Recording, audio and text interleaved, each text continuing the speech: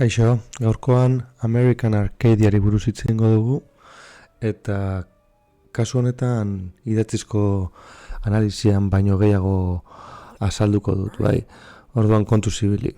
Nik neuk jokoa honi buruzko ezer jakin gabe jolastu nahi izan dut, ez dut ezer irakurri eta niretzat hobeto egon da. Baina egia da edozein saltokitan, Steamen zein beste guztietan, oinarrizko informazio ematen dutela eta hemen agertuko den nari buruzko zerbait aurreratuko dizuetela irakurri nahi ezkero.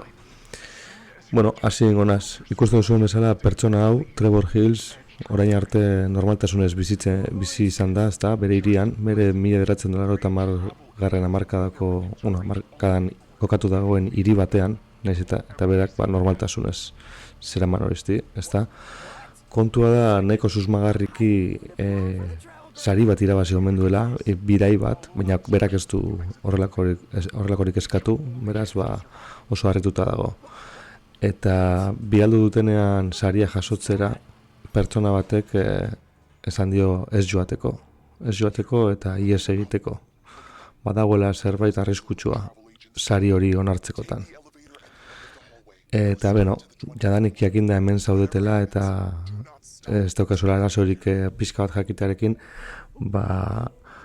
hasiera batean esango dugu Trumanen showa eta Irla izeneko filmen ideiak nazten direla hemen, ezta? Eta, bueno, ez dut gehiago sakonduko, baina gero ikusiko duzu. Ikusten duzuen bezala, hemendik aurrera, ihesaldi bat gertatzen da, eta Trevorrek ihes egin behar izango du, une oro, eta kanpotik kontaktatu duen pertsona izango du laguntzaile bezala. Nahiko berezia da, pertsona hori ez dela hiri honetan bizi, beste toki batean bizi dela, eta jokoaren garatzaileek baliatu zutela hori bi jostagarritasun paralelo planteatzeko. Ikusten duzuen bezala Trevor Hillsek bizi duen abentura, bi dimentsio eta erdiko scrollerra da, ezta?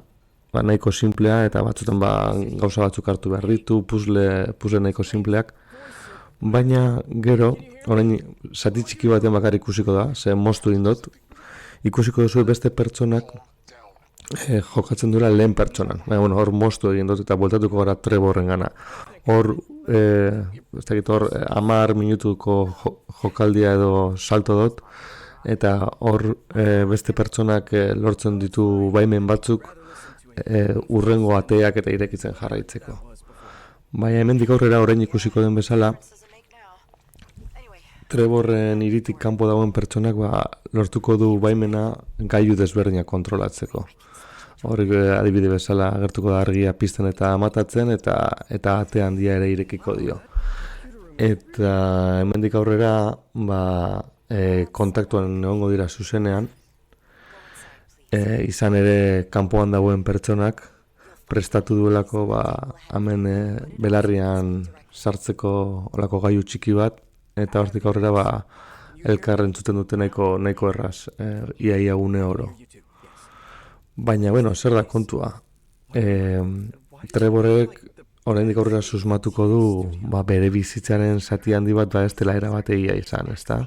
Ikusten du hor telebistako antzokiak daudela, gero ikusten du bere enpresan lan egiten duten gailuak edo ez dakite informazio eramateko potoak nora botatzen dituzten, benetan ez duela ardura, eta oraindik barrurago sartuko dira. Eta hau jokoaren lehenengo ordu erdian edo gertatzen da. Baina azkenengo atala hau zuek zeuen kabuz ikustea nahi dut, aspiratze dauzkazue eta ideia oso azkarri ingo duzue. Now in its 55th Beste bai. season, American Arcadia, a 43-square-mile metropolis where each and every citizen enjoys a life of luxury and comfort. Broadcast live 24 hours a day, 7 days a week on every digital platform. The most watched media phenomenon on the planet. Arcadia, where a complex system of thousands of cameras registers the everyday lives of their 23,414 Arcadia-born citizens. Experience love, drama, and scandal from all of your favorite Arcadia celebrities. Steve Just, DJ Zoom, Tiffany Amber Gaines, and many more. Vote, comment, and be a part of American Arcadia. Live from the Arcadia Dome, I'm your host, Vivian Walton. What is this? Eta horixe da. This, Trevor, is your life. A life that has been recorded and Horren arte. compiled right down to the last second.